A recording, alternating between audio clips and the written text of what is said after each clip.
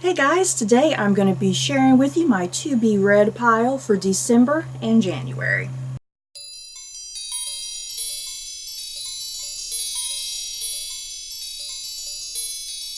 So, pretty much my final TBR for the year and heading into January. I can't believe we're going into another year, you guys. So yeah, before I get into this month's TBR, what happens with my previous TBR for what, October, November? October, November, very successful reading months, I should say. I got everything accomplished that I wanted to read. For the most part, I think I enjoyed everything. Some things I enjoyed better than others. And I will be doing book reviews for all of those books. Just stay tuned. I'll get to them eventually.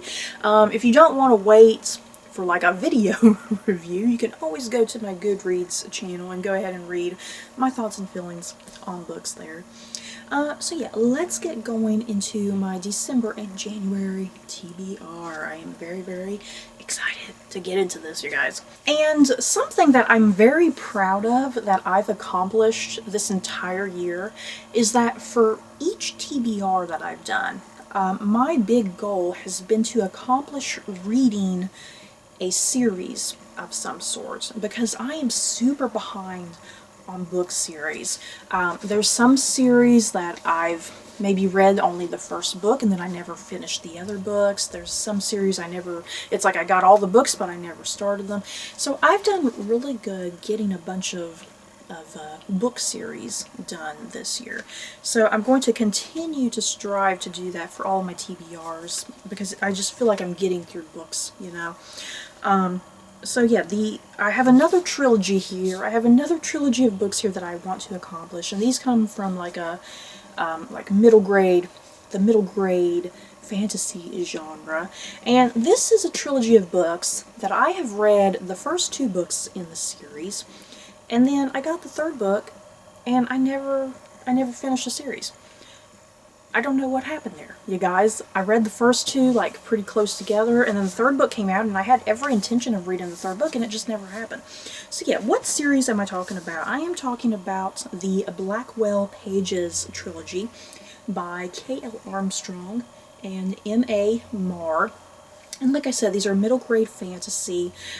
This first book is, can you guys even see the covers of these? I don't even think you can. But yeah, this first book is Loki's Wolves. And then book 2 is Odin's Ravens. And book 3 is Thor's Serpents. Or no, Thor's Serpents. So yeah, if you can't tell from the titles, this is like Norse mythology. Think about Percy Jackson. You know, think about the Percy Jackson series by Rick Riordan. These are books that take place in a modern day setting and follows people who are kind of like somehow related to the Norse gods and goddesses and whatnot. So yeah, it's very much like Percy Jackson if you want to think about it that way. And I can't wait to finally finish this trilogy. I started it such a very, very long time ago, and I've just been really dying to finally finish it. Next up, what I want to accomplish is Milady by Alora L. Sullivan. This is historical fiction in France, and this is essentially a retelling of Alexandre Dumas' Three Musketeers, but told through the perspective of kind of the primary antagonist of that series, Milady de Winter. Yeah, when I first heard this book was coming out, I was like, yes, I gotta get my hands on this. This sounds super awesome. I always love a good retelling of the Three Musketeers, you guys. I love the story of Three Musketeers, and yeah, especially since this is being told from Milady's her point of view, even better. And next up, this is a book that was also released this year, and this is Machines Like Me by Ian McEwan. I love Ian McEwan's Atonement book. Atonement is one of my top favorite books. So I saw this, I was like, I've not read another Ian McEwan book in a long time. This sounds promising. The reviews for this are a little strange. People either love it or hate it. People are kind of mixed on it. I'm going to read you the synopsis because I can't quite remember what the synopsis is. Yeah, Machines Like Me takes place in an alternative 1980s London. So let's expect some big hair. Charlie, drifting through life and dodging full-time employment, is in love with Miranda, a bright student who lives with a terrible secret. When Charlie comes into money, he buys Adam, one of the first synthetic humans, and with Miranda's help, he designs Adam's personality. The near-perfect human that emerges is beautiful, strong, and clever. It isn't long before a love triangle. Dear God, there's going to be a love triangle. A love triangle forms. And these three beings confront a profound moral dilemma. In his subversive new novel, Ian McEwan asks whether a machine can understand the human heart or whether we are the ones who lack understanding. So, this sounds good. This sounds really good. I've seen just a lot of reviews about this book that what was the point of it taking place in an alternative version of 1980s London? I guess I'll kind of ponder that myself as well, because why not set this in a futuristic setting, you know what I mean? Why the 1980s? But yeah, I do love a good story about you know, robots or androids or whatever. You know, I do love a good story about that type of thing, because I love things like Westworld and the Detroit Become Human video game, and then yeah, I freaking loved Alex and Ada, you guys, the graphic novel Alex and Ada. I'm definitely getting like some really strong Alex and Ada vibes with this. It definitely is really making me think of Alex and Ada. So hopefully this is good, you guys. This is a god-awful cover. Whoever designed this cover, this is horrible. This looks like green screen. Some guy was just plastered on here and it looks like green screen. It's really terrible. Oh god. Next up, I want to read The Au Pair by Emma Roos. I think is how her name is pronounced. Emma Roos, maybe? What is this book about? I shall read it to you.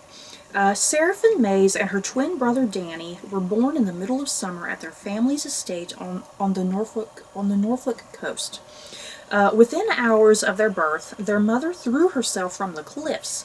The au pair fled, and the village thrilled with whispers of dark cloaks, changelings, and the aloof couple who drew a young nanny into their inner circle. Dear God, this sounds dramatic already. People flying off of cliffs and a nanny running away. This sounds pretty awesome so far.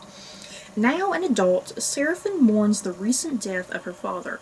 While going through his belongings, she uncovers a family photograph that raises dangerous questions.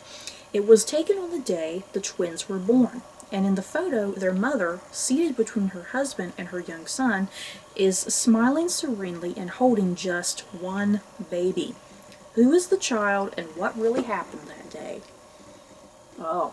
This sounds like it's going to be a big old family, angsty family drama, because they're supposed to be twins, but there's only one baby showing up in the photograph, so what's going on there? And yeah, this is like contemporary, like mystery thriller sort of thing. I do love that genre. Hopefully this is good, you guys. I'm really looking forward to this. It sounds right up my alley. And I've not done my TBR jar in like forever, y'all. So I was like, I really want to pull from my TBR jar for these 2 months. So let's get going. When I was kind of calculating how long it would take me to read these books, and I figured I'll have quite a number of weeks left after I read all that. So I'm going to pull 2 additional books from this jar. Let's shake it up. Oh god, the pile. It's the pile. Look at this. Can you see how many books? Look at this, you guys. Look how many books is in this jar. It is completely full. This is how far behind on books I am. I need to stop buying books. I have a problem, okay? I have a problem. I need to stop buying books. I can't help it. Okay, this one feels good. This one feels promising. What is it? What is it? There's like lint, because there has been many a time that I have accidentally dropped my TBR jar and my little papers just go all over my very dirty floor, and yeah, there's lint. I have lint just flying everywhere, you guys. This is awesome. I'm already excited. Now I just have to find this book. Where is this book, you guys?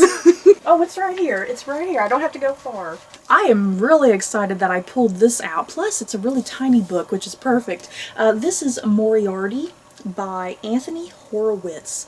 And I previously read Anthony Horowitz's The House of Silk, which also took place in like during Sherlock Holmes and Watson, you know. Anthony Horowitz, he told like a Sherlock Holmes tale, essentially, which was approved by the Arthur Conan Doyle estate. And so, yeah, it looks like he's wrote another book, Moriarty, who is Sherlock Holmes' arch nemesis, you guys. And yeah, this was also approved by the Arthur Conan Doyle estate, which is awesome. Like, I guess that means these are kind of included as part of the Sherlock Holmes canon, in a sense. So yeah, this, ooh, it's so pretty inside. Here's this. This looks like Sherlock Holmes and Moriarty going over the Reichenbach Falls, it looks like. Is that a spoiler? If that's a spoiler, I'm sorry, you guys, but it's downright right here on the cover. And that looks like, Sherlock and Moriarty going over the Reichenbach Falls. And then, yeah, even the inside, there's like this cool thing of, like the London streets. Really dirty and grimy. So yeah, I know this is about Moriarty, but what else is about? I don't know. This says something about that this book actually takes place after Sherlock and Moriarty have their epic fights above the Reichenbach Falls. It sounds like this takes place after that. So it says, days after Holmes and Moriarty disappear into the waterfall's churning depths, Frederick Chase, a senior investigator at New York's infamous Pinkerton Detective Agency, arrives in Switzerland. Chase brings with him a dire warning. Moriarty's death has left a convenient vacancy in London's criminal underworld. There is no shortage of candidates to take his place, including one particularly fiendish criminal mastermind. Chase is assisted by Inspector Athelney Jones, a Scotland Yard detective and devoted student of Holmes' methods of deduction, whom Conan Doyle introduced in The Sign of Four. The two men join forces and fight their way through the sinuous streets of Victorian London, from the elegant squares of Mayfair to the shadowy wharfs and alleyways of the docks, in pursuit of this sinister figure, a man much feared but seldom seen, who is determined to stake his claim as Moriarty's successor. And yeah, that's kind of basically it right there. So okay, is this book not really about Moriarty? Is it about the person who wants to become the next Moriarty, I suppose? I'm a little disappointed in that now. I was expecting this to be a book all about Moriarty, you guys. Either way, unless it is Moriarty. Maybe Moriarty's not dead, you guys. I'm kind of maybe hoping he's not dead. So yeah, this sounds awesome. I'm really excited that I picked this out of my jar. And I have one more here that I can do. Let's dig. I'm trying to dig, like, at the very bottom down here, because I feel like these poor books down here are getting neglected. Let's pick this one. What's this one? Once again, there's lint everywhere. Lint. Okay, I've already read this book, so I can put it back. I've already read that. This one actually fell out. I'm going to take this one. This one fell out earlier and I stuck it back in. So since it fell out on my lap, I'll take this one. What is this one? Ooh, okay. I'm very glad I picked this. The next book that I picked, this is a book that was also released in this year of 2019, which is awesome. This is Loki, Where Mischief Lies by Mackenzie Lee. And this was in the young adult section. And I am a Loki fangirl, you guys. I love Tom Hiddleston's portrayal of Loki in the Marvel movies. I just like the character of Loki in general, whenever he pops up in fiction. So yeah. Okay, what is this book about, you guys? Other than just, it's about Loki. Before the days of going toe-to-toe with the Avengers, a younger Loki is desperate to prove himself heroic and capable, while it seems everyone around him suspects him of inevitable villainy and depravity. Except for Amora. Asgard's resident sorceress in training, feels like a kindred spirit, someone who values magic and knowledge, who might even see the best in him. But when Loki and Amora cause the destruction of one of Asgard's most prized possessions, Amora is banished to Earth, where her powers will slowly and excruciatingly fade to nothing.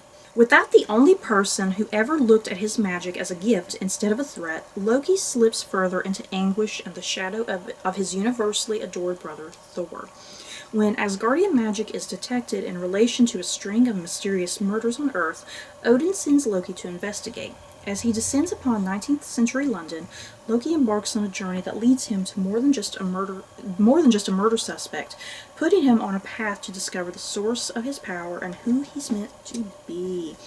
So yeah, this sounds awesome. Like I said, I love all things Loki, and this is like a much younger version of him too, which I'm thinking they're taking this more off. I think they're taking this more off of the comic books, more so than the Marvel movies. You know, like I said, which Tom Hiddleston plays the character. I think this is more following in line with the comics, which I'm perfectly fine with, because I have read quite a number of Loki-based comics, and this seems like very familiar territory to me, kind of extending off of what I've already read from the comics. So I'm pretty thrilled about that, you guys. So you guys, that is it for my TBR for December and January. I am loving everything. I'm very excited for everything. I'm obviously excited because why would I purchase books that I'm not excited for? Yeah, guys, that's the thing. Why do you want to purchase books you're not excited for? So you guys, in the comments below, have you guys read any of these books? Do you plan on reading any of them? What do you plan on reading for the next couple months, if you've thought that far in advance, like I have? Just let me know your thoughts down below. So that's it for this video. Don't forget to like, comment, and subscribe. And if you like this video, you may like these other videos. Bye, guys.